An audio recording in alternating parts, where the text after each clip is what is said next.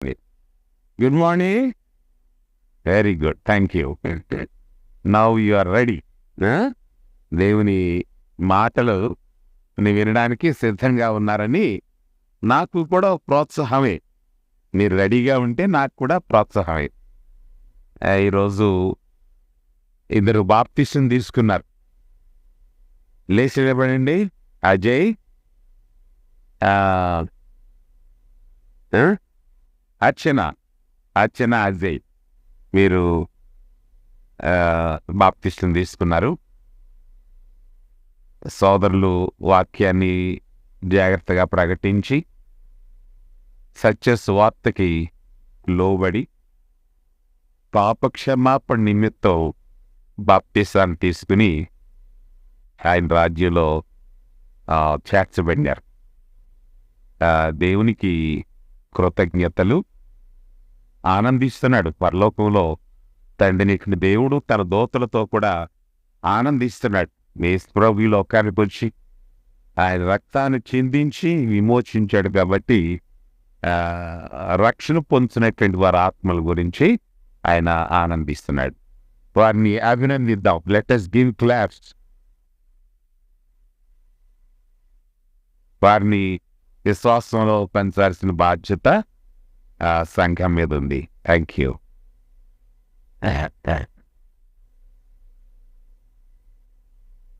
మనం పత్రికలు చదువుకుంటూ ఉన్నాం. తిమోతి పత్రిక, తీతుకు రాసిన పత్రిక, వీటన్నిటిని మనం చదువుకుంటున్నాం. వీటిలో ముఖ్యమైనటువంటిది సంఘ పెద్దల యొక్క అర్హతలు, వారి పరిపాలన, పరిచారకులు, డీకర్స్ వారి యొక్క పని, వీటిని గురించి మనం బహు జాగ్రత్తగా నేర్చుకున్నాం. ఆ స్థితిలోనికి సంఘం రావాలంటే ప్రవర్తన, భక్తి, దేవుని వాక్యానికి లోబడగలిగే విధేయత, ప్రవర్తన.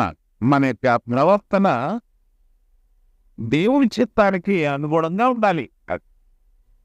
మన ప్రవర్తన దేవుని యొక్క చిత్తానికి అనుగుణంగా ఉండాలి. అప్పుడే ప్రారంభం నుంచి కూడా బైబిల్లో, భక్తిలో, విశ్వాసంలో మన బిహేవియర్ని, మన ప్రవర్తనని క్రీస్తు ప్రభు యొక్క ఆ ప్యాటర్న్ నమూనా తట్టి మార్చుకుంటే సంఘ పెద్ద స్థితికి రావడం అనేటువంటిదే చాలా ప్రాముఖ్యమైనటువంటిది. అది దేవుని యొక్క ఉపదేశ క్రమములో ఉన్నటువంటి ఆ పరిపాలన. దాన్ని ఎవరు కూడా కాదనడానికి వీల్లేదు.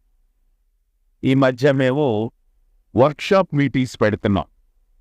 Working together teachers workshop meeting, fellowship meeting పెడుతున్నాం. ఆయా చోట్ల చెన్నైలోను, ఆంధ్రలో. సంఘ పెద్దల యొక్క ఆ స్థితికి ఎదగాలంటే ప్రవర్తన, భక్తి, విశ్వాసం, పరలోకము నుంచి ఒక నమూనా మనకి అనుగ్రహించబడింది.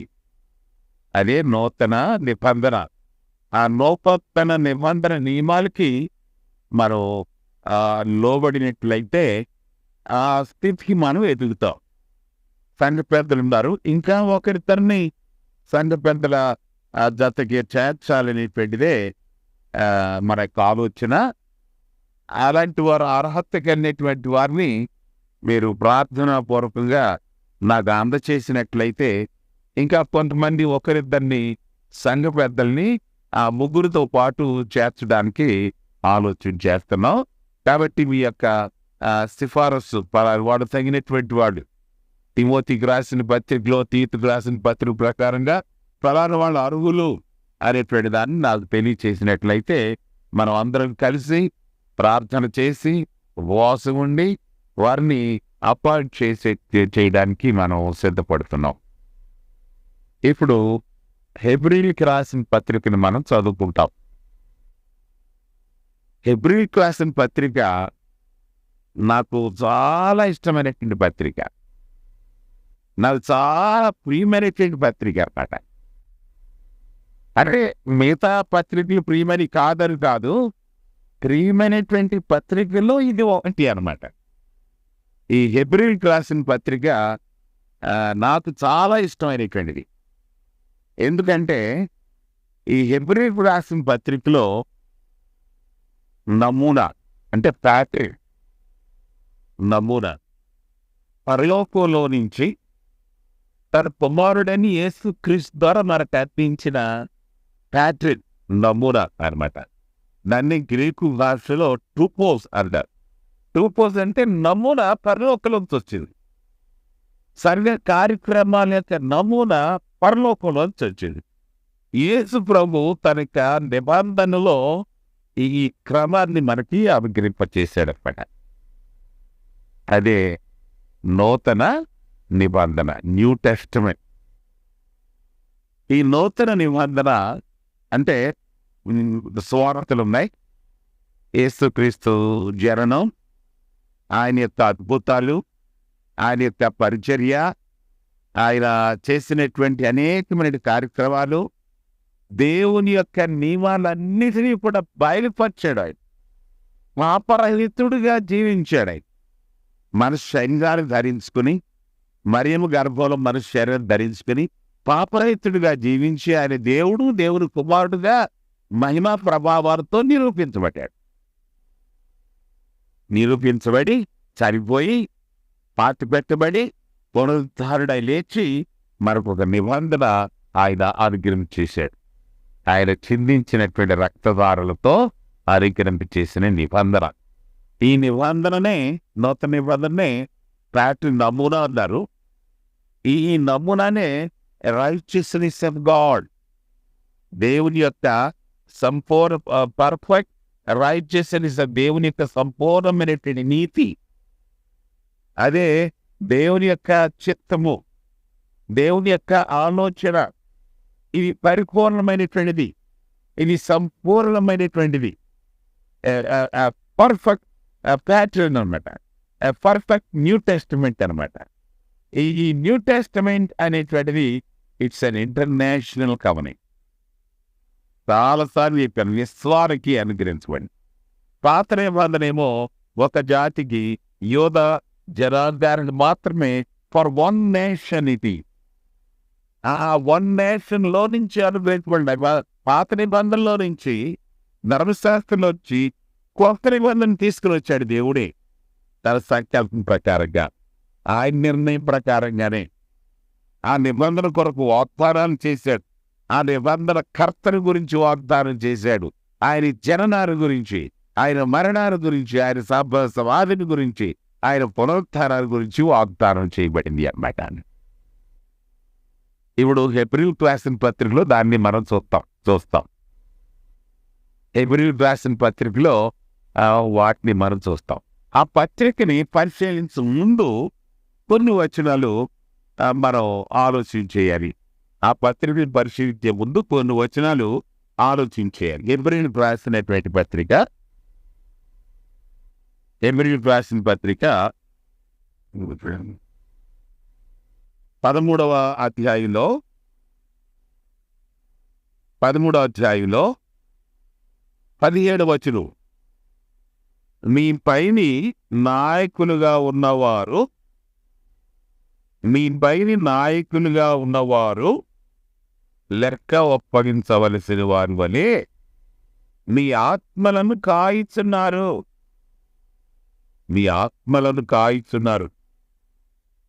వాచ్మెన్ అన్నమాట, ఎల్డర్స్, సంఘ పెద్దలు. వాచ్ ఓవర్ ది స్పిరిట్స్, మనల్ని వాచ్ చేస్తున్నారు అన్నమాట. నీపై నాయకులు ఉన్నవారు లెక్క ఒప్పగించేవారే మీ ఆత్మను కాయిస్తున్నారు. అందుకని కాపరులు వారు దుఃఖంతో ఆ పని చేసిన ఎడల మీకు ప్రయోజనము, మీకు నిష్ప్రయోజనం. కనుక దుఃఖంతో కాక ఆనందంతో చేయనట్లు వారి మాట విని వారికి లోబడియుడి. పరిపాలకుల యొక్క మాట విని వారికి లోబడియుడి. ఎందుకు లోబడి ఉండాలి? వారికి ఎందుకు గౌరవించాలని? వాళ్ళ అధికారం యేసుక్రీస్తు దగ్గర నుంచి వచ్చింది. తండ్రి దేవుని దగ్గర నుంచి యేసుక్రీస్తు ద్వారా వచ్చినటువంటి అధికారం అది. 20 వచనం చూడండి, 20 వచనం. గొర్రెల గొప్ప కాపరి అయిన యేసు. అంటే గొర్రెల గొప్ప కాపరి యేసు వీళ్ళెవరినమాట? గొర్రెల గొప్ప కాపరి అయిన యేసు క్రీస్తు యొక్క ఆధ్వర్యములో వీళ్ళెవరినమాట? కాపరులు. గొర్రెల గొప్ప కాపరి అయిన క్రీస్తు ప్రభు యొక్క ఆధ్వర్యములో వీళ్ళు కాపరులు. ఇది దేవుని యొక్క నియమం. దీన్ని ఎవరు కూడా ధిక్కరించడానికి వీల్లేదు.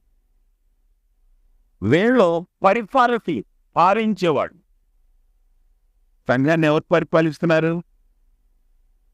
పరిపాలిస్తున్నారు? యేసుక్రీస్తు ప్రధాన కాపరి.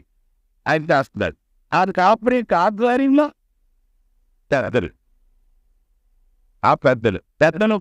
పాలన చేస్తున్నారు, పరిపాలన చేస్తున్నారు. సంఘాన్ని యేసుక్రీస్తు యొక్క ఆధ్వర్యంలో పరిపాలన చేసేవాళ్ళు పెద్దలు. అంతే. వాళ్ళని బిషప్స్, అధ్యక్షులు అన్నారు కదా. వాళ్ళని కాపర్లు. పెద్దల్ని అధ్యక్షులే కాపర్లు అని. తిమోతికి రాసిన పత్రికలో ఒకసారి చూడండి. తిమోతికి రాసిన పత్రికలో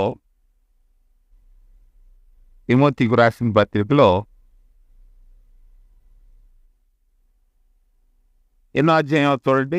17వ వచనం, 5వ అధ్యాయం 17వ వచనం. వాదుగా పాలన చేయి పెద్దలు. అంటే పెద్దలు ఏం చేస్తారు? ఏం చేయాలన్నమాట?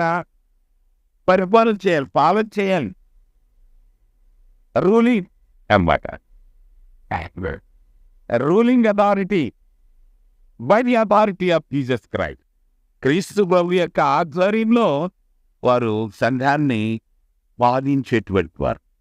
ఈ విషయాలు మనం పాలనంటే డాక్టర్ విషయంలో వాళ్ళు కాపాడాలి, సంఘ కార్యక్రమంలో కాపాడాలి, సంఘాన్ని పరచడంలో వారు కాపాడాలి. ఆర్థికమైనటువంటి పరిస్థితిలో వారు జాగ్రత్తగా దేవుని యొక్క ధనాన్ని భద్రం చేసి దాన్ని దేవుని యొక్క పరిచర్య కొరకు, మిషన్ కొరకు వాడాలి. దీన్ని ఇంకా చాలా మందికి అర్థం కాల.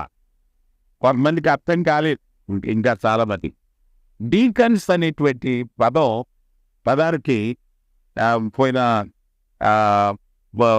పోయిన ప్రీచర్స్ మీటింగ్లో కదా చెప్పాను నేను. డీకన్ ప్రీచర్స్ మీటింగ్లో కాదు, తాడేపల్లిగూడెంలో వర్క్షాప్ మీటింగ్ జరిగింది. అంటే దగ్గర 80 మంది బోధకులు వచ్చారు. 80 మంది బోధకులు. ఈ 80 మంది బోధకులకి నేను సంఘ పెద్దలు, వారి పాలన, administration, church administration and organisation, ఈ సబ్జెక్ట్ చెప్పానండి నేను. Church administration, organisation.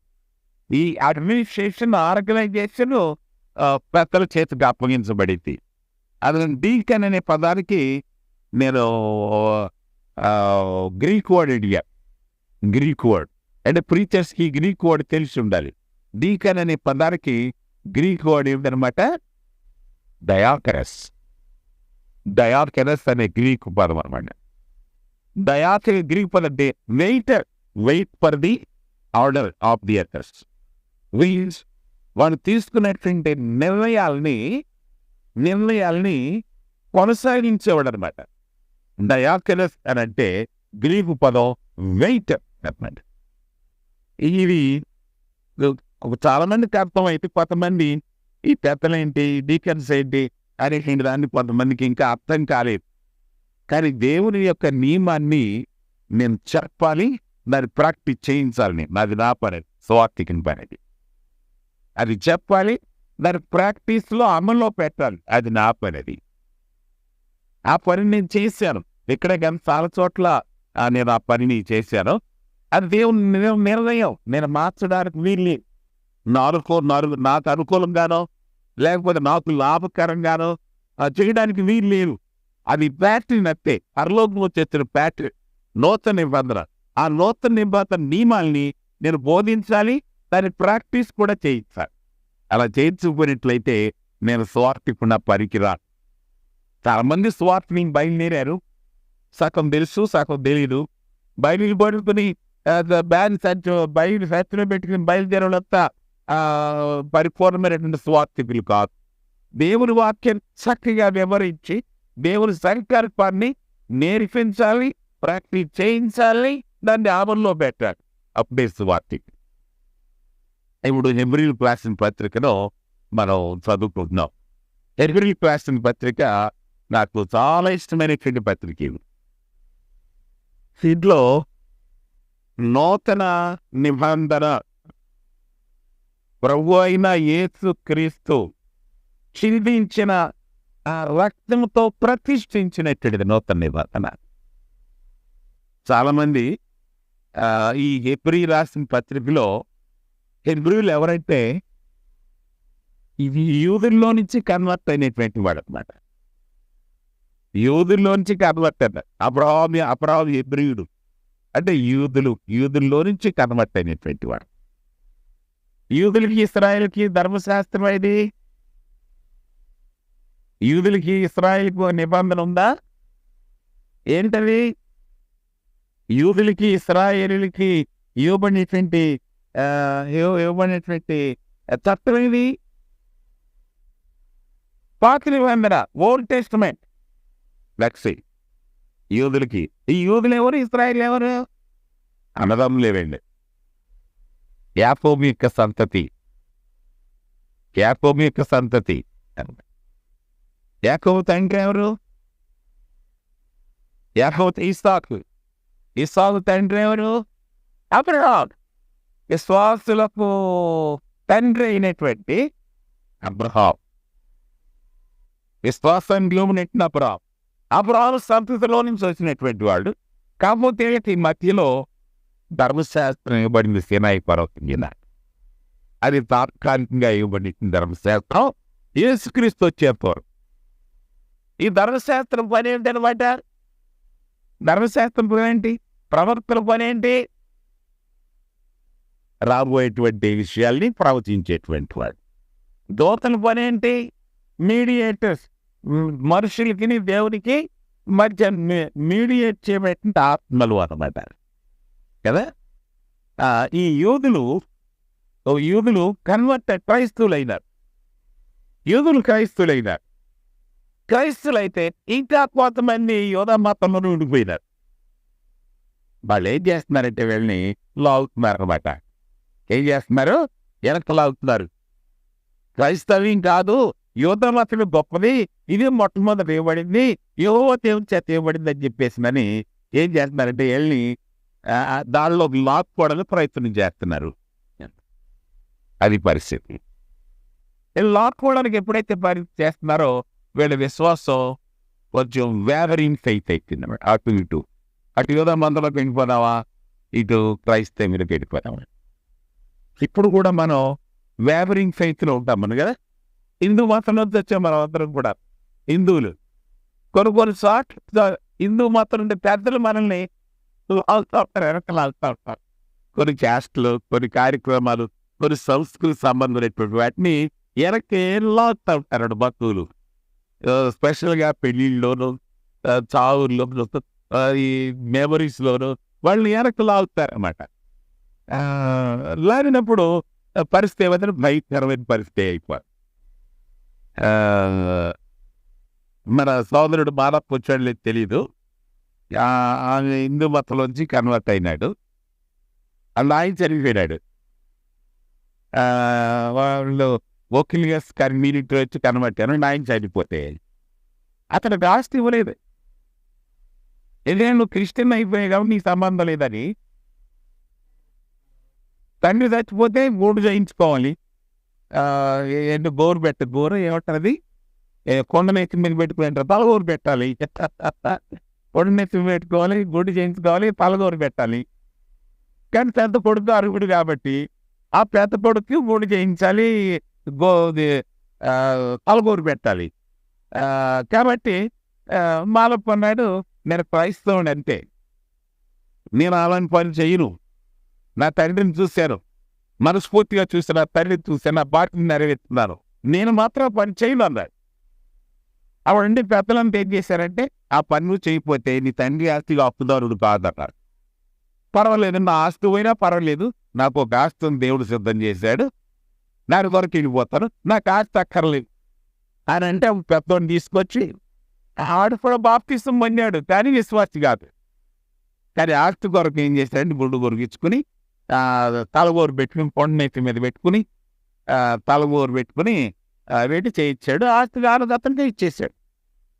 నేను వాళ్ళ మామగారు సింక్ అయిపోతే చూడ్డానికి కానీ వెళితే ఆ అమ్మాయి చెప్తుంది, మేరీ చెప్తుంది, మీ మామగారు ఆస్తి మీకు రాలేదమ్మా అంటే, రాలేదంటే మాకు ఆయనకి ఇచ్చేసినాడు, ఆయన తలగోరు పెట్టమంటే పెట్టనన్నాడు.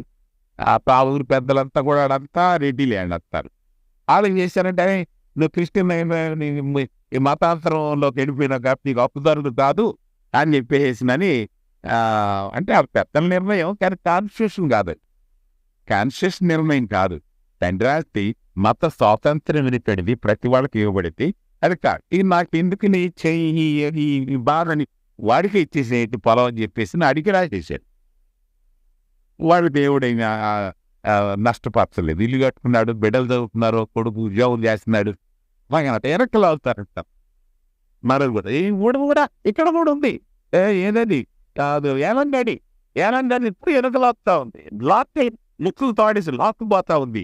కొంతమంది పెద్ద మనుషులు రెడీ అయ్యి పోతా ఉన్నారు, బుద్ధి లేని చూసారా. అలాగనమాట. వెనక ఎవరు ఉంటారు వెనక్కి లాగేవాళ్ళు.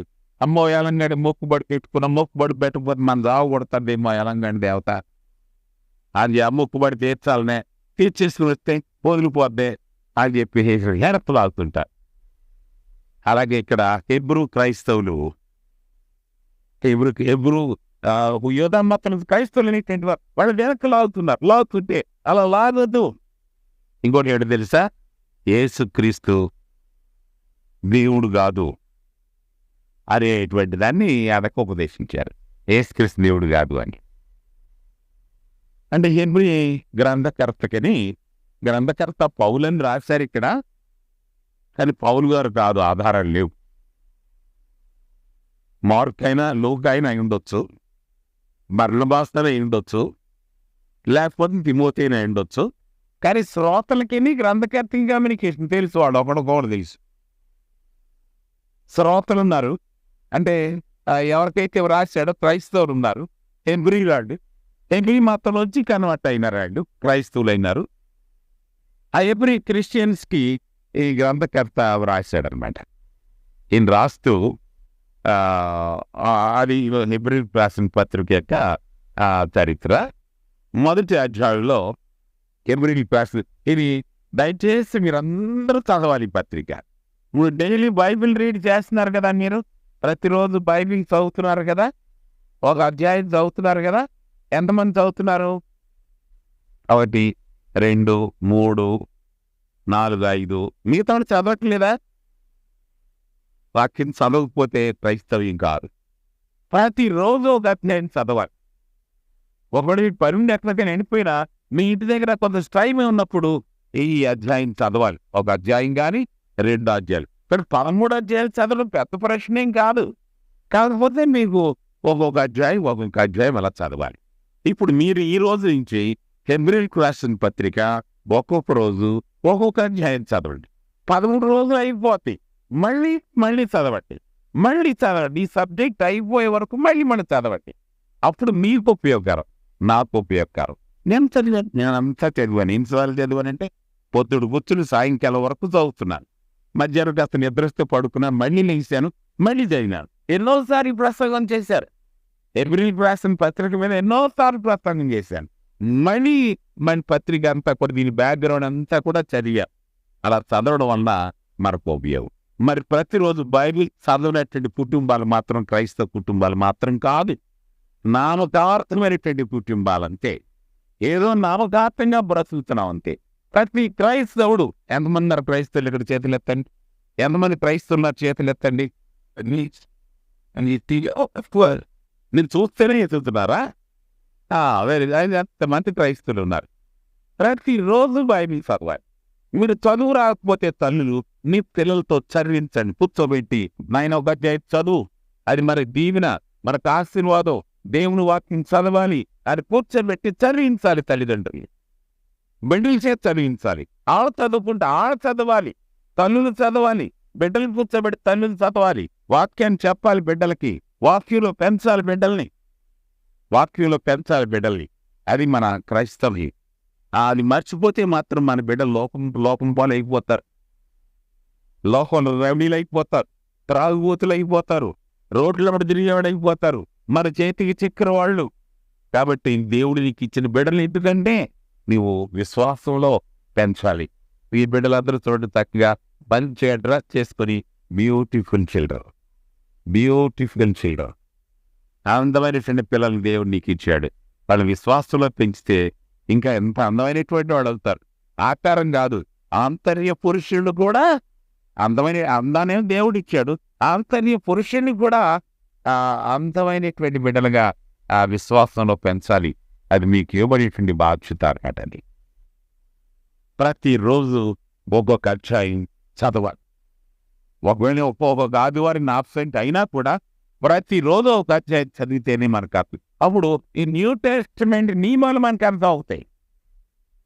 న్యూ టెస్టిమెంట్ నియమాలు మనకు అర్థమవుతాయి. ఇప్పుడు ఈ గ్రంథకర్త శ్రోతలకు ఏం రాస్తున్నాడంటే యేసుక్రీస్తు యొక్క ఔన్నత్యం, యేసుక్రీస్తు యొక్క ఔన్నత్యం, supremacy of Jesus Christ, supremacy of Jesus Christ అన్నిటిలో కూడా తండ్రి దేవుడు ఆయన కనికరింప చేసినటువంటి ఆధిక్యత, సుప్రమసీ ఆఫ్ జీసస్ క్రైస్ట్. చూద్దాం 1వ అధ్యాయం, ఎబ్రిల్ 1వ అధ్యాయం. ఈ వచనం నేను ఎన్నోసార్లు చెప్తా ఉంటాను కదా, కట్టుబాటి వాక్యం. ఎవరైనా పురుషుల్లో చెప్పండి కట్టుబాటు ఇది, బైబిల్ చూడకుండా చదవ చెప్పండి. జాషువా బైబిల్ చూడకుండా. శామ్యూల్ గారు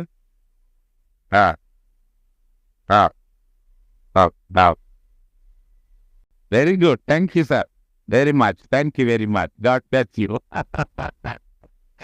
చెప్పేశాడు. దీంట్లో మనకేమర్థం అవుతుంది అనమాట, ప్రవక్తల కంటే శ్రేష్ఠుడు క్రీస్తు ప్రభు, ప్రవక్తల కంటే శ్రేష్ఠుడు, దూతల కంటే శ్రేష్ఠుడు. ఇంకా మిగతా అధ్యాయాలు చూస్తాం మనం. ప్రవక్తల కంటే శ్రేష్ఠుడు, దూతల కంటే శ్రేష్ఠుడు, మోషే కంటే శ్రేష్ఠుడు, యోషువ కంటే శ్రేష్ఠుడు, ఆరోను యొక్క ప్రధాన యాజకత్వం కంటే ఆయన శ్రేష్టమైనటువంటి వాడు. ఆయన నిబంధన ఆయన రక్తంతో చిందించి ప్రతిష్ఠించిన నిబంధన పాత నిబంధన కంటే శ్రేష్టమైనటువంటిది. ఆయన సంఘము, ఆయన స్థాపించిన సంఘం, ఆయన రక్తంతో కొనబడినటువంటి సంఘం, దాన్ని ఏమన్నారు? మందిరము, దేవాలయం. మందిరం ఏది మందిరం దేవాలయం? ఇప్పుడు ఏది మందిరం దేవాలయం అమ్మా? మనమే ఆయన మందిరం, మనమే ఆయన దేవాలయం. ధర్మశాస్త్రంలో ఏది మందిరం దేవాలయం? ధర్మశాస్త్రంలో ఏది మందిరం దేవాలయం? అమ్మా యెరూషలేములో సొలొమోను మహారాజు దేవుని యొక్క నిర్ణయం ప్రకారంగానే కట్టినటువంటి దేవాలయం మందిరం. ఆ దేవాలయం మందిరం కంటే శ్రేష్టమైనటువంటిది ఏది? ఈ మందిరం అనమాట. ఈ దేవాలయం శ్రేష్టమైనటువంటిది. చూసారు ఎంత పైగా వర్ణించాడు, చూసారా? ప్రవక్తల కంటే శ్రేష్ఠుడు, మోషే కంటే శ్రేష్ఠుడు, దూతల కంటే శ్రేష్ఠుడు కదా, ఆరోను కంటే శ్రేష్ఠుడు, యోషువ కంటే శ్రేష్ఠుడు. ఆయన నిబంధన పాత నిబంధన కంటే శ్రేష్టమైనటువంటిది. ఆయన స్థాపించిన సంఘం, ఆయన రక్తంతో కొన్నటువంటి సంఘం, ఆయన రక్తంతో కన్నెట్టిన సంఘం పాత నిబంధనలో ఉండే భౌతికమైనటువంటి దేవాలయం కంటే శ్రేష్టమైనటువంటిది. అది మొత్తం దీంట్లో ఉన్నటువంటిది. తర్వాత రెండోది ఏంటంటే రెండుదండి. యేసుక్రీస్తు ద్వారా అనుగ్రహింపచేసిన నూతన నిబంధన. ఈ నూతన నిబంధన శ్రేష్టమైనటువంటిది, ఆశీర్వాదకరమైనటువంటిది. దేవుని నిర్ణయం, దేవుని యొక్క నిశ్చయం పరలోకములోంచి వచ్చినటువంటి నూతన నిబంధన ఆయన కుమారుడైన యేసుక్రీస్తు ద్వారా. ప్రోత్సాహం అన్నమాట, ఎగ్జార్టేషన్ అన్నమాట. తర్వాత చివరగా వార్నింగ్. ఆ చిత్తానికి లోబడకపోతే, ఆ రక్షణకు లోబడకపోయినట్లయితే ఏముందన్నమాట, మనకి శిక్ష ఉంది. అది కఠినమైనటువంటి శిక్ష, అది భయంకరమైనటువంటి శిక్ష. ఇది హెబ్రీయులకు రాసిన గ్రంథంలో ఉన్నటువంటి మొత్తం తాత్పర్యం అన్నమాట. యేసుక్రీస్తు ప్రవక్తల కంటే శ్రేష్ఠుడు, దూతల కంటే శ్రేష్ఠుడు, మోషే కంటే శ్రేష్ఠుడు, అహరోను కంటే యెహోషువ కంటే శ్రేష్ఠుడు, అహరోను కంటే శ్రేష్ఠుడు. ఆయన నిబంధన పాత నిబంధన కంటే శ్రేష్టమైంది. ఆయన సంఘము పాత నిబంధన దేవాలయము, ఆ మందిరం కంటే శ్రేష్టమైనటువంటిది. ఇది పరలోక రాజ్యం యొక్క ప్రతినామం. సంఘం అనేటువంటిది పరలోక రాజ్యం యొక్క ప్రతినామం. కాబట్టి మనం ఎంత దీవించబడ్డామో, ఎంత ఆశీర్వదించబడ్డామో అనేటువంటి ఎగ్జార్టేషన్. మూడవది, ఆ యొక్క నిబంధనకి, ఆ రక్షణ పథకానికి లోబడకపోయినట్లయితే కఠినమైనటువంటి శిక్ష ఉంది, ప్రమాదం ఉంది. ఇంత గొప్ప రక్షణను నీవు నిర్లక్ష్యము చేసినడవా ఎలాగ తప్పించుకుంటావు? తప్పించుకోలేవు. You cannot escape. నీవు తప్పించుకోలేవు అంతే. అంటే దానికి ప్రాముఖ్యత. చివరిలో కూడా 13వ వచనంలో కూడా అంటాడు, గ్రంథకర్త అంటాడు, మిమ్మల్ని ప్రమాదం అని మిమ్మల్ని హెచ్చరించాను, మీరు తప్పుగా తెలుసుకోవద్దు, మీ క్షేమం కొరకే నేను హెచ్చరించాను మిమ్మల్ని, మీ క్షేమం కొరకే, మీ సౌలభ్యం కొరకే హెచ్చరించాను, నేను హెచ్చరించండి, బాధపడద్దు అని చెప్పేసినట్టు. పూర్వకాలం ముందు నానా సమయంలో నానా విధములుగా ప్రవక్తల ద్వారా తన పితలతో మాట్లాడిన దేవుడు ఈ దినముల ముందు తన కుమారుల ద్వారా మనతో ఆ మాట్లాడినటువంటిదే నిబంధన, ఆ మాట్లాడినటువంటిదే రక్షణ పథం, ఆ మాట్లాడినటువంటిదే నమూనా, ఆ మాట్లాడినటువంటిదే నూతన నిబంధన అంతే. ఆ ఇచ్చినటువంటి ఆ క్రీస్తుని కూర్చున్నటువంటిది. మూడవ వచనం చూడండి. అంటే రెండవ వచనంతో కూడా కలిపి ఉంది. ఆయనతో మొత్తం కుమారుని ద్వారా సమస్తం వారసుగా నియమించారు. ఆయన ద్వారా, ఎవరి ద్వారా? ఆయన ద్వారా, ఎవరి ద్వారా? యేసుక్రీస్తు ద్వారా. ఆయన ద్వారా, యేసుక్రీస్తు ద్వారా ప్రపంచములను నిర్మించెను. అంటే ఆయన సృష్టికర్త, ప్రపంచాలు నియమించెను. ఆయన దేవుని మహిమ యొక్క తేజస్సు, ప్రతిబింబం. ఆయన దేవుని మహిమ యొక్క తేజస్సు, ఆయన తత్వము యొక్క మూర్తివంతమునై ఉండి తన మహాత్మ గల మాట చేత సమస్తమును నిర్వహించుచు పాపముల విషయంలో శుద్ధీకరణ తానే చేసి దేవదూతల కంటే ఎంత శ్రేష్టమైన నామం పొందినో వారికంటే అంత శ్రేష్ఠుడై ఉన్నత లోకమందు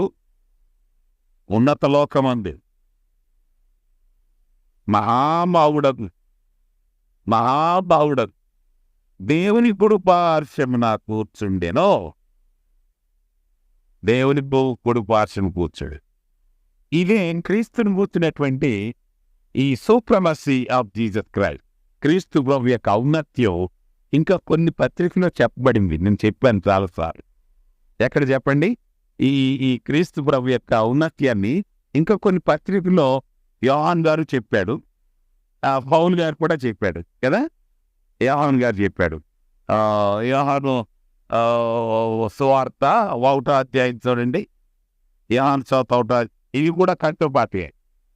యోహాన్ గారు అన్నాడు, ఆది యందు వాక్యముండెను, ఆ వాక్యము దేవునితో ఉండెను, ఆ వాక్యము దేవుడై ఉండెను. 14వ వచనం, ఆ వాక్యమే శరీరధారిగా. 14వ వచనం 1:14, ఆ వాక్యం శరీరధారిగా కృపాసత్య సంపన్నుడుగా మన మధ్య నివసించెను. ఎవరై వెరీ గుడ్, వెరీ గుడ్. ఎవరమ్మాయినా జీసస్ క్రైస్ట్, యేసుక్రీస్తు ఆయన. ఆది అయినటువంటి వాక్యము, దేవుని యొక్క వాక్యం, దేవుడైనటువంటి వాక్యము శరీరధారిగా ఈ లోకంకి వచ్చినాడు. ఆయన సృష్టికర్త. కొలస్సీలకు రాసిన పత్రిక 1వ అధ్యాయము 15వ వచనం చూడండి. కొలస్సీలకు రాసిన పత్రిక 1వ అధ్యాయం 15వ వచనం, ఆయన ఎవరైనా యేసుక్రీస్తు అదృశ్య దేవుని స్వరూపి అయి సర్వ సృష్టికి ఆని సంభూతుడైండెను. ఎలాగా ఈశ్వరైనది కానీ అదృశ్యమైనది కానీ సింహాసములైనను, ప్రభుత్వములైనను, ప్రధానులైనను, అధికారములైనను అది సర్వమును ఆయన యందు సృష్టించబడిను. ఇది డియర్నీ ఆఫ్ జీసస్ క్రైస్ట్, యేసుక్రీస్తు యొక్క దైవం. సూపర్మసీ ఆఫ్ జీసస్ క్రైస్ట్, క్రీస్తు ప్రభు యొక్క ఔన్నత్యం కదా. ఆదికాండం 1వ అధ్యాయం 26వ వచనం చూడండి. ఆదికాండం 1వ అధ్యాయం 26వ వచనం, దేవుడు అన్నాడు, డాష్ చూడండి, దేవుడు గాడ్, దేవుడు మన స్వరూపం. అంటే ఇక్కడ ఎవరున్నారన్నమాట? సృష్టిని చేసేటప్పుడు ఎవరున్నారన్నమాట? క్రీస్తు ప్రభు ఉన్నాడు అక్కడ. సృష్టిని చేసేటప్పుడు క్రీస్తు ప్రభు ఉన్నాడు. సృష్టి చేసేటప్పుడు పరిశుద్ధాత్ముడు ఉన్నాడు. తండ్రి అయితే దేవుడు ఉన్నాడు. మనస్వరూపమందు దేవునితో కూడా ఉన్నటువంటి సమానమైనటువంటి మనస్వరూపం మానవుని చేద్దాం. ఫిలిప్పీలకు రాసిన పత్రిక 2వ అధ్యాయము 5వ వచనం చూడండి. ఫిలిప్పీలకు రాసిన పత్రిక 2వ అధ్యాయం 5వ వచనం, క్రీస్తు యేసునందు ఏ మనస్సును మీరునో కలిగి ఉండుడి. ఆయన ఎవరు? యేసుక్రీస్తు. అది దేవుని స్వరూపము కలిగిన వాడై దేవుతో సమానముగా ఉండిట విడిచిపెట్టబోడని వాక్యమును ఎంచుకొని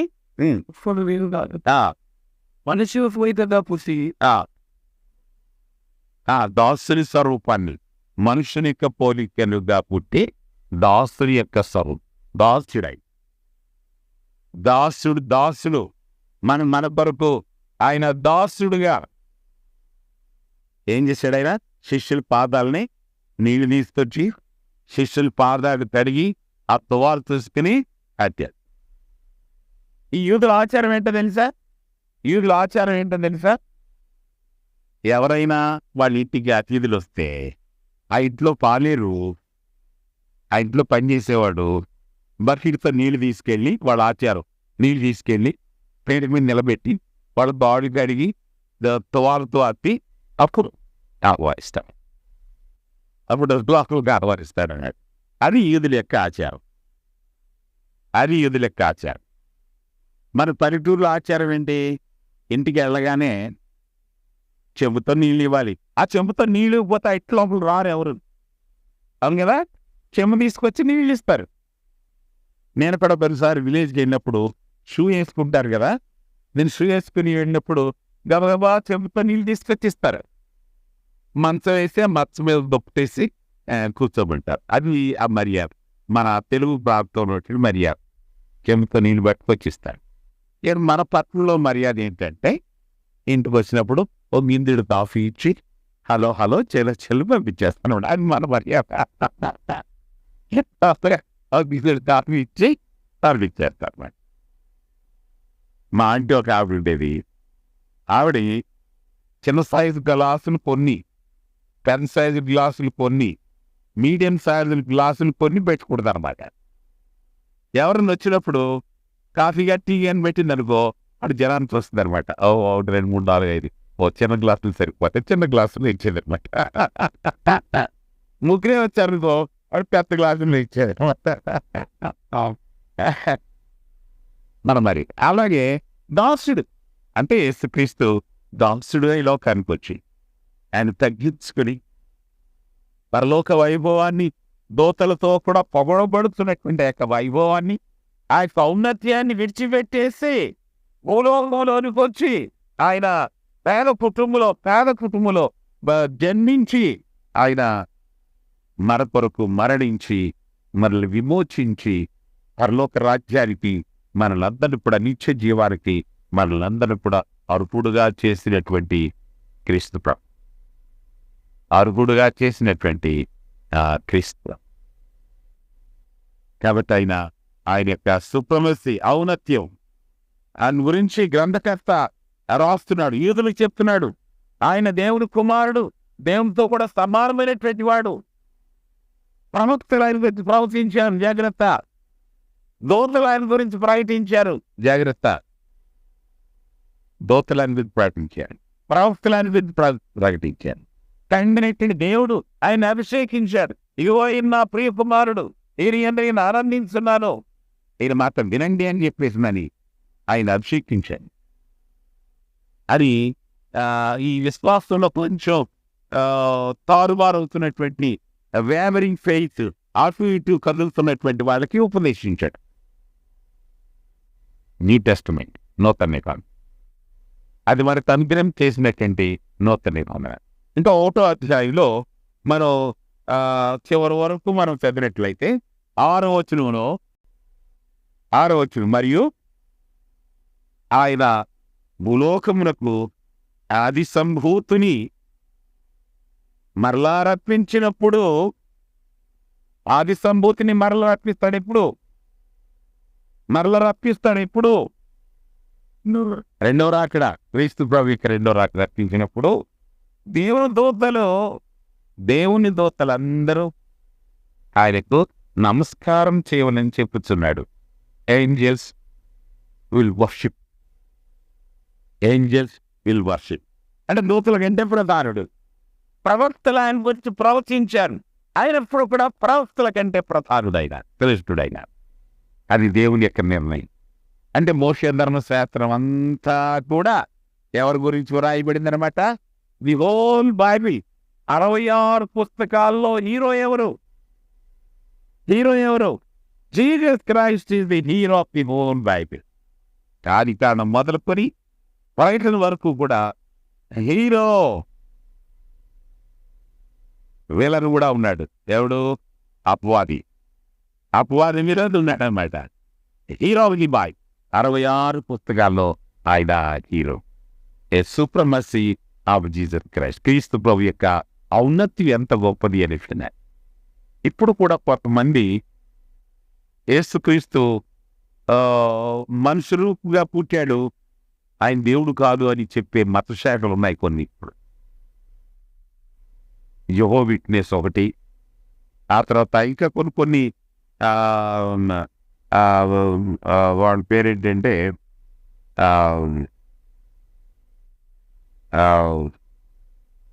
నాకు గుర్తుకు రావట్లా. యేసుక్రీస్తు దేవుడు కాదు అని ప్రకటించేటువంటి కొన్ని మతశాఖలు ఉన్నాయి. అందుకని మన విశ్వాసం తప్పిపోకుండా we should not break out of the faith. ఈ హెబ్రీయులకు రాశాడు, అది హెబ్రీయులకే కాదు మనకు కూడా, ఇది మనకి కూడా. మనం కూడా కొన్నిసార్లు అటు ఇటు కదిలేటువంటి విశ్వాసం కాబట్టి స్థిరమైనటువంటి విశ్వాసం, బలమైనటువంటి విశ్వాసంతో మనం ఉండాలి. ఇక మొదటి అధ్యాయంలో మనం చూసినట్లయితే ఆయన సృష్టికర్త, ప్రవక్తల కంటే శ్రేష్ఠుడు, దూతల కంటే శ్రేష్ఠుడు. రెండో అధ్యాయం, 1, 2 అధ్యాయాలు మనం ఈరోజు చదువుకుంటాం.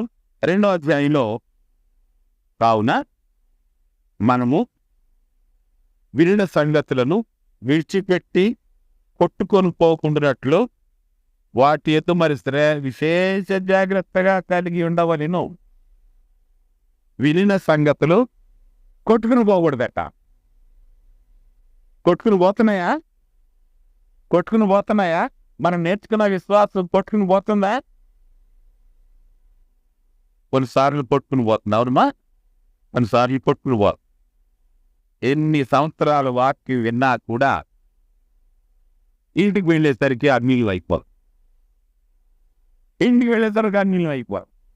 ఇక్కడ వాక్యం మన బ్రదర్ గారు బాగా వాక్యం చెప్పాడు, బ్రహ్మగా చెప్పాడు, ఓ హ్యాపీగా వెళ్ళిపోతారు. ఇంటికి వెళ్ళిపోతారు, అగ్నిలు అయిపోతారు, లోకస్తున్నాయి. నో, వినిన సంగతులు మీ మనసులో నుంచి కొట్టుకుని పోకూడదు.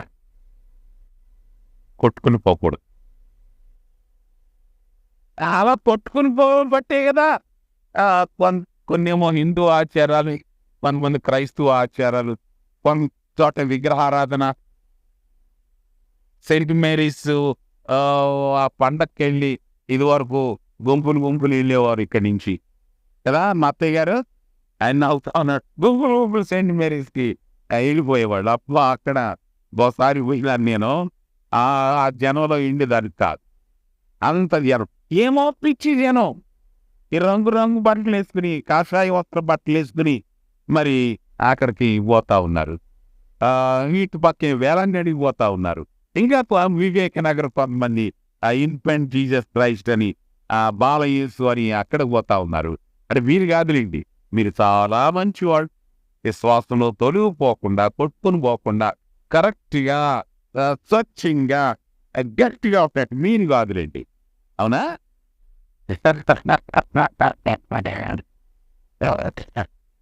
విగ్రహారాధన దేవునికి అసహ్యమైనటువంటి విగ్రహారాధన. దేవుడు చెప్పాడు, అసహించుకున్నాడు దేవుడు విగ్రహారాధన. అంటే కొన్నిసార్లు రాళ్ళకి రాప్పుడు మొక్కడమే విగ్రహాలు జరుపుకుంటాం. అది కాదు, విగ్రహాన్ని, ఈశ్వర విగ్రహాన్ని, మరియం విగ్రహాన్ని, ఆ సిలువ విగ్రహాన్ని అక్కడికి వెళ్ళి దండం పెట్టి కొబ్బరికాయలు కొట్టి ఇంకా రానా రకాలుగా ఏయో మంత్రమాలలు వేసుకుని, అంటే ఒక విధంగా అపవాది భ్రమపరిచి ఈ హిందువులు మతానికి ఎలా కూడా ఎటరీళ్ళు యేసుక్రీస్తు నామములను పోతే బాగుంటుందని భ్రమపెట్టి తోలుకుని పోతున్నాడు. ఎందుకంటే ఆయన దృష్టి చూడగానే బ్రహ్మాండంగా ఉంటే దగదగమంట అన్ని కార్యక్రమం దగదగమంటుంటాయి. ఆయనకి వెళ్ళిపోయి దండం పెట్టుకుని వస్తే కొంతమంది మనశ్శాంతి లేకపోతే అక్కడికి వెళ్ళి ప్రార్థన చేసుకుంటానంట, అన్నీ పోతాయంట. మీ ఇంటికాడ ప్రార్థన చేస్తే దేవుడు లేడా? మనుషులు దేవుడిని కట్టేసి ఆడ బారేస్తున్నారు. అది ఉంటాడు దేవుడు, కట్టేసి అక్కడ పోతున్నాడు. అందుకని ఇక్కడ చూడండి, మొదటి వచనంలో, కావున మనము వినిన సంగతులను విడిచిపెట్టి కొట్టుకొని పోకుండాట్లు వాటి యందు మరి విశేష జాగ్రత్త కలిగి ఉండవలెను. విశేష జాగ్రత్త కలిగి ఉండవలెను. నేను విశేషమైన జాగ్రత్త కలిగి ఉంటాను, కొట్టుకొని పోను అని చేయమని వాడి చేతులు ఎత్తండి. నేను విశేష జాగ్రత్త కలిగి ఉంటాను, నేను కొట్టుకొని పోను. ఎక్కడ కొట్టుకుని పోతారో తెలుసా? ఎక్కడ? నరకానికి కొట్టుకుని పోతారు. అది వార్నింగ్ కూడా ఇచ్చాడు ఇక్కడ. వార్నింగ్ కూడా, జాగ్రత్త. వినిన సంగతులు నీవు నిర్లక్ష్యం చేసినట్లయితే, కొట్టుకొని పోయినట్లయితే. రెండవ వచనం చూడండి, రెండవ వచనం, ఎందుకనగా దేవదూతల ద్వారా పలకబడిన వాక్యము స్థిరపరచబడినందున. దూతలు ఏం చేశారు? గొల్లం దగ్గరికి వెళ్ళి దూత ఏం చేశాడు? గొల్లం దగ్గరికి వెళ్ళి ఏం చేశాడు? గొల్లలు పొలంలో గొర్రెలు కాస్తాడు. గొల్లలు ఏం చెప్పారయ్యా రామేల్ గారు? మీరు డ్రామాలు కూడా వేసి ఉంటారు కదా క్రిస్మస్ రోజుని. అదే నువ్వే వేసావా డ్రామా? అదే అక్కడ పల్లెటూరులో దూత వచ్చి గొల్లలారా భయపడకండి, ఇదిగో లోకరక్షకుడు మీకు దావీదు పట్టణంలో లోకరక్షకుడు పుట్టాడు, మీరు వెళ్ళండి. దేవదూతలు ఏం ప్రకటించారు? రక్షణ స్వార్థ ప్రకటి. మరి దగ్గరికి వెళ్ళాడు దేవదూత. గాబ్రియేలు దేవదూత వెళ్ళాడు. అమ్మా, లోకరక్షకుడు నీ గర్భంలో జన్మించనన్నాడమ్మా. ఏసేపు దగ్గరికి వెళ్ళి, ఏసేము నువ్వు అనుమానపడద్దు, పరిశుద్ధాత్మ నాకు గర్భంలో ధరించాడు, లోకరక్షకుడు మరేమో గర్భంలో జన్మిస్తున్నాడు. ఇమానుయేలు, ఇమానుయేలు, దేవుడు మనకి తోడైనట్లుగా దేవుడు మన దగ్గరికి వచ్చాడు. దేవుడు మనకు తోడుగా ఉన్నట్లుగా దేవుడు మనకు వచ్చాడు. ఇమ్మానుయేలు పేరు పెట్టండి.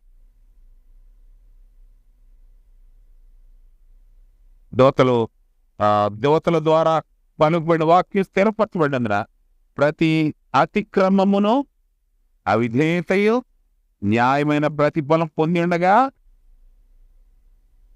3 ఇంత గొప్ప రక్షణను మనం నిర్లక్ష్యం చేసిన ఎడల ఎలాగు తప్పించుకొందువో వార్నింగ్ అన్నమాట. ఇక్కడ వెంటనే ఫస్ట్ వార్నింగ్ అన్నమాట.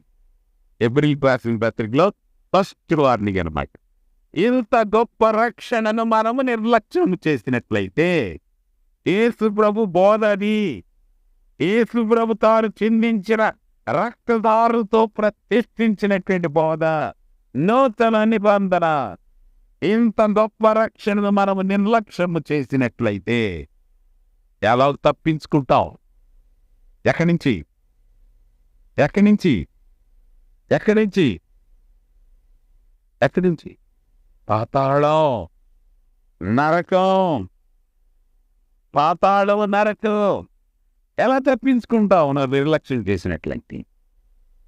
కాబట్టి మనం నిర్లక్ష్యము చెయ్యకూడదు, నిర్లక్ష్యం చేయకూడదు వాక్యాన్ని.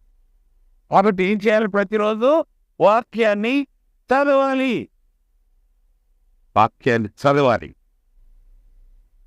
వాక్యాన్ని చదవాలి, చదువుకుని రావాలి, వాక్యాన్ని చదువుకుని రావాలి, వాక్యాన్ని చదవాలి. ఓకే, ఎలా తప్పించుకున్నావు? అట్టి రక్షణ అంటే యేసు ప్రభు దగ్గర నుంచి వాక్యం స్థిరపరిచేంత వరకు చెప్తున్నారు నాకు. అట్టి రక్షణ ప్రభువు బోధించుడి చేత ఆరంభమై, ఎలా ఆయన బోధించాడు లేదా? యేసు ప్రభు కొండ మీద ప్రసంగం ఎంత బ్రహ్మాండంగా ఉంటుంది. ఆయన బోధించిన కొండ మీద ప్రసంగం ఏ అధ్యాయాలు? 5వ అధ్యాయం, 6వ అధ్యాయం, 7వ అధ్యాయం ఆయన కొండ మీద చేసినటువంటి ప్రసంగం పవర్ఫుల్, పవర్ఫుల్. ఆ ప్రసంగం అంతా కూడా దేనికి సంబంధించి ఏంటో తెలుసా? ఆ ప్రసంగం అంతా కూడా ఏంటో తెలుసా? 5వ అధ్యాయం చదవండి, 6వ అధ్యాయం చదవండి, 7వ అధ్యాయం ఆ ప్రసంగం అంతా ఏంటో తెలుసా? It is nothing but new testament. It is nothing but new testament. అక్కడ ధర్మశాస్త్రం గురించి కూడా చెప్పాడు. ఆ ధర్మశాస్త్రము లో ఉన్నటువంటి పొల్లైన సమయాన్ని కొట్టివేయడం రాలేదు, కానీ నేను నెరవేర్చడానికి వచ్చాను. Fulfil the law of Moses, fulfil. అందుకనే ప్రవక్తల కంటే శ్రేష్ఠుడు. Fulfil the law of Moses. కొండ మీద ప్రసంగం ఇట్స్ ఎ న్యూ టెస్ట్, బోధించేత ఆరంభమై ఏం చేశాడైనా తర్వాత ఆరంభమై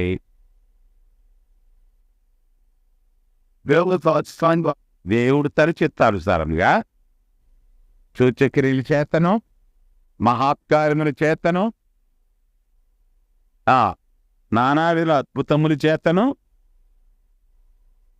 వివిధములైన పరిశుద్ధాత్మ వరాలు అనుగ్రహించారు. ఇక్కడ నాకు హెల్ప్ చేయాలి మీరు. చాలాసార్లు చెప్పాను, 3 డివిజన్స్ ఉన్నాయి. ఇక్కడ 3 డివిజన్స్ ఉన్నాయి, 3 భాగాలు ఉన్నాయి. 3 భాగాలు ఏమిటో తెలుసా? అవుత భాగం అద్భుతములు, సూచక్రియలు, మహాత్కార్యాలు. భూమి మీద ఎవరు చేయలేదు, నో బడి.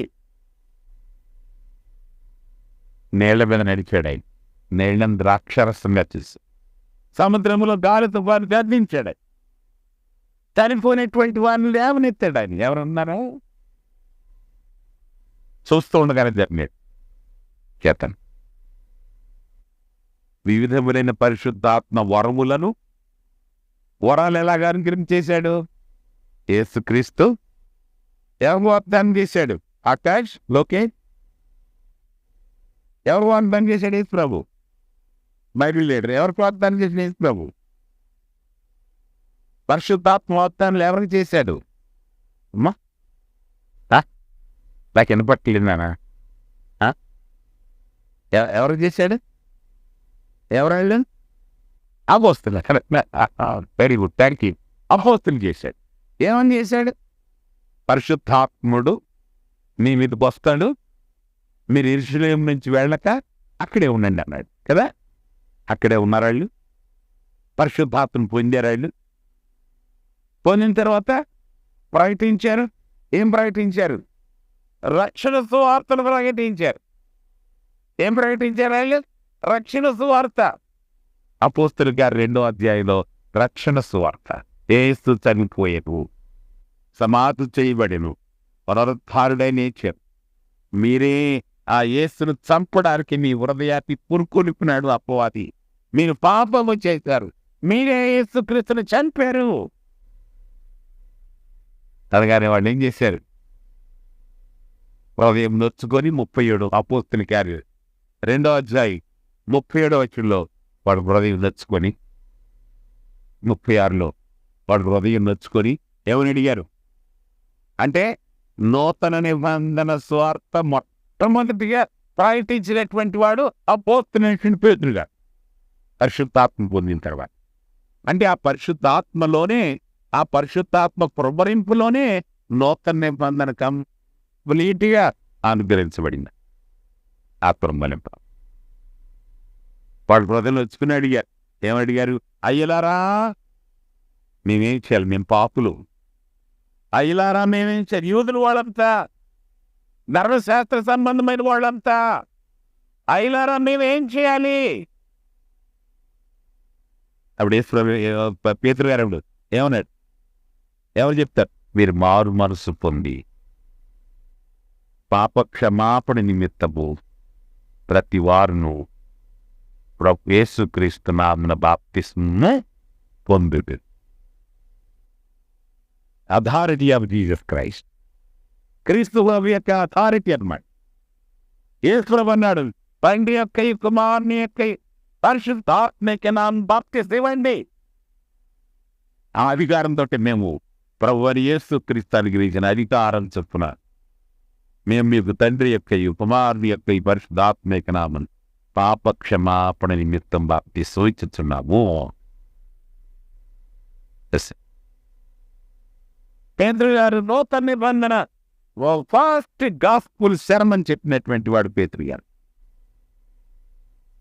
39వ వచనంలో 39లో అపోస్తలుల గారు 2:38 ఈ వాగ్దానం కదా, ఈ రక్షణ సువార్త, ఈ నూతన నిబంధన ఎవరికి? మీకు, మీ పిల్లలకి, దూరస్తులు. అంటే అప్పుడు మనం చేరిపోయాం, దాంట్లో కవరెంట్లో మనం చేరిపోయాం. అన్యుల వరకు మనం చేరిపోయినాం కవరెంట్లో. ఈ వాగ్దానం మీకు, మీ పిల్లలకి, మీకు దూరస్తులు, అన్యులు. మనం అన్యులు. ఆ కవరెంట్లో మనం చేర్చేశాడు దేవుడు. యేసుక్రీస్తు లోకం కొరకు చనిపోయాడు. ఆ కవరెంట్లో మనం అందరం కూడా ఉన్నాం. ఎంత ధన్యులు ఆలోచన చేశారా? ఎంత అదృష్టవంతులు ఆలోచన చేశారా? ఎంత మంది దేవుని కృపలో, దేవుని సంకల్పంలో ఉన్నామో ఆలోచన చేశారా? ఆ సంకల్పం లేకపోయినట్లయితే we must be ready. We must be. వరములు ఎలా వారింది? అపోస్తలులు ఎవరి మీదైతే చేతులు పెట్టారో వాళ్ళు వరాలు పొందారు. ఆ వరాలను ఒకటంటే అద్భుత వరం, స్వస్థత వరం. వాళ్ళు కూడా అద్భుతాలు, స్వస్థత చేశారు. అపోస్తలుల ద్వారా చేతులు పెట్టించుకున్నాడు. యేసుక్రీస్తు చేశాడు, అపోస్తలులు చేశారు. అపోస్తలులు ఎవరి మీద చేతులు పెట్టారో వాడు చేశారు. అలా చేయడం ద్వారా వాక్యాన్ని స్థిరపరచుతూ వచ్చింది. మార్కు సువార్త 16వ అధ్యాయము 8వ వచనం 16వ వచనం. మార్కు సువార్త 16వ అధ్యాయం 15 16 16 చూడండి. ఇది బాప్తిజం ఓకే, చదివింది కదా. అమ్మని వారి వలన నమ్మిన వారి వలన కదా, నమ్మిన వారి వలన కనపడును. ఏమనగా దయలు వెళ్ళగొట్టుదురు, కొత్త భాషలు మాట్లాడుదురు, అంటే భాషలు మాట్లాడారు, కొత్త భాషను మాట్లాడుదురు, పాములను ఎత్తి పట్టుకొందురు, ఏది త్రాగినను వారికి హాని చెయ్యదు, చోతులించినప్పుడు వాడు స్వస్థతను అందుదురు. అది అది కాదు, ఏలాగు ప్రభుని యేసు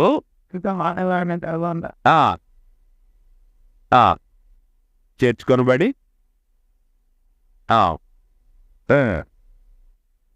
మారు బయలుదేరి, ఎవరు శిష్యులు బయలుదేరి వాక్యమంతటా కూడా ప్రకటించిరి. సహకారుడై ఉండి వీరి వెంట జరుగుతూ వచ్చిన సూచక్రియల వలన వాక్యమును స్థిరపరచుతుండిరి. అలాగూ స్థిరపరిచి వాక్యాన్ని అద్భుతాల ద్వారా, మహాత్కార్యాల ద్వారా, సూచక్రియల ద్వారా మనకు వాక్యాన్ని స్థిరపరిచారు. ఆ స్థిరపరచబడినటువంటి వాక్యమే నూతన నిబంధన, రక్షణ సువార్త. రక్షణ సువార్త. ఎంతమంది నిద్ర వస్తుంది? చేతులెత్తండి. ఎంతమంది నిద్ర వస్తుంది? చేతులెత్తండి. నేను చూస్తా ఉన్నానులే ఎవరు నిద్రపోతున్నారో. అందరు నా కంటిలోనే ఉన్నారు. అందరు నా కంటిలో, వెనకాల నుంచి ముందు వరకు, ముసలోడి దగ్గర నుంచి, పడుచోడి దగ్గర నుంచి, యవనస్తుల దగ్గర నుంచి అందరూ నా కంటిలోనే ఉన్నారు. ఎవరెవరు నిద్రపోతున్నారో, ఎక్కడెక్కడ నిద్రపోతున్నారో నేను చూస్తానే ఉన్నాను. అంటే అపవాది ఏం చేస్తున్నాడంటే, ఎందుకులే ఆ బొర్ర వింటావు నువ్వు, కదలకుండా శుభ్రంగా నిద్రపో, కాసేపు కుదిరి పెడతాడు ఆయన, హలో హలో చెల్ల బయటికి వెళ్ళిపోవచ్చు అని మిమ్మల్ని ఆ నిద్ర భ్రామలోనికి పెడుతున్నాడు. ఎంతమందికి అర్థమైంది వాక్యం?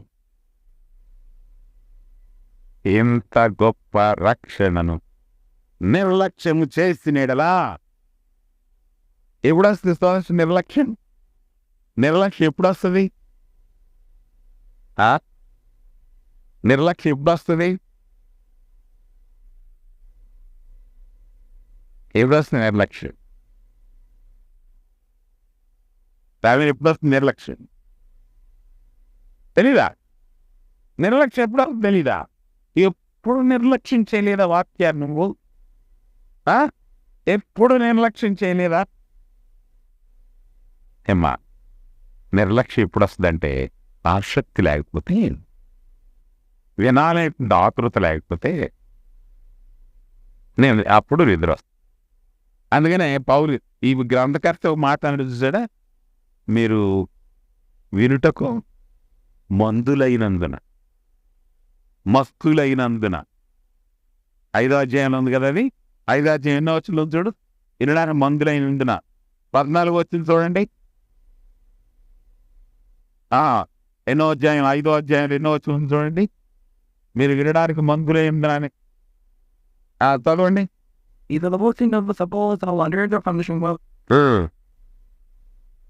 అది వినడానికి మందులంటే మంట కొడతాను, మందులంటే మంట కొడతాను. మందు కొడతానంటే అర్థమైందా? లత, మందు కొడతానంటే అర్థమైందా? సోమరతాను ఎప్పుడైతే వచ్చిందో,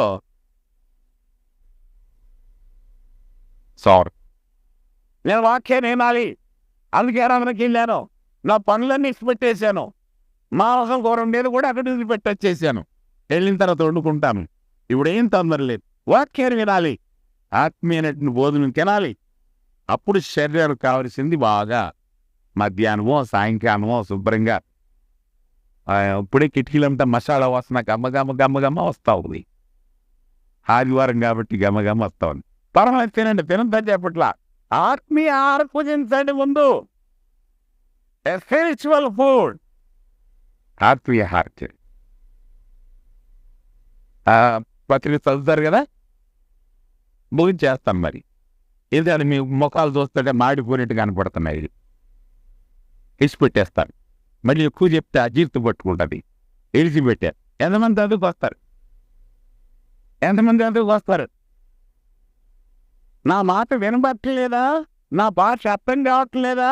కొంతమంది చేతులు ఎత్తున్నారు. ఎంతమంది చదువుకుని వస్తారు? నేను చేతులు చూడాలి, ఇలా కాదు, అలా ఇలా చూడాలి, ఇలా కాదు. ఎంతమంది? అంటే మిగతా వాడు నా ఎంత చదువు నాకు ఎందుకు లేదంతా, మీరు చదువుకుని రావాలి. మన క్రైస్తవ జీవితం జీవం కలిగి చదువుకుని మేలు పొందాలని, నూతన నిర్మాణ నియమాన్ని, రక్షణ పథకాన్ని మనం అర్థం చేసుకోవాలని మనం చేసుకుంటాం. వందనాలు.